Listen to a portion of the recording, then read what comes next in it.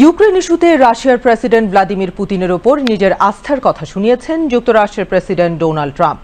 যুক্তরাজ্যের প্রধানমন্ত্রী Keir Starmer জোর দিয়েছেন ইউক্রেনের নিরাপত্তার নিশ্চয়তার উপর। ওয়াশিংটনের স্থানীয় সময় বৃহস্পতিবার হোয়াইট হাউসে দ্বিপক্ষীয় বৈঠকের পর সাংবাদিকদের সঙ্গে আলাপে এমন কথাই জানান ঐতিহাসিক মিত্র যুক্তরাষ্ট্র ও যুক্তরাজ্যের এই দুই নেতা। ট্রাম্পের সঙ্গে বৈঠক করতে স্টারমার এখন ওয়াশিংটন সফরে রয়েছেন।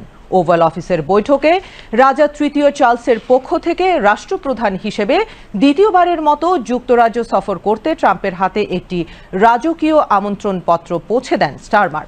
ট্রাম্পও ব্রিটিশ রাজার আমন্ত্রণ গ্রহণ করেছেন। এ সময় ইউক্রেনের সম্ভাব্য যুদ্ধবিরতি আর প্রেসিডেন্ট পুতিনের প্রসঙ্গে ট্রাম্প বলেন, তিনি আশা করেন পুতিন প্রতিশ্রুতি রাখবেন। দীর্ঘদিন ধরে তাকে চেনেন বলেও জানান তিনি। ট্রাম্প আরও বলেন, তিনি বিশ্বাস করেন না পুতিন প্রতিশ্রুতি ভঙ্গ করবেন। কিয়ার স্টারমার বৈঠকের আগেই বলেছিলেন, যদি কোনো রক্ষা কবচ ছাড়া যুদ্ধবিরতি হয় তবে পুতিন সুযোগের অপেক্ষায় থাকবেন এবং আবার ফিরে আসবেন। মার্কিন মিত্র যুক্তরাজ্য ও ফ্রান্স চাইছে ইউক্রেনে শান্তিরক্ষী মোতায়েন করা হোক আর এই বিষয়ে নিরাপত্তা নিশ্চয়তা দিক ওয়াশিংটন।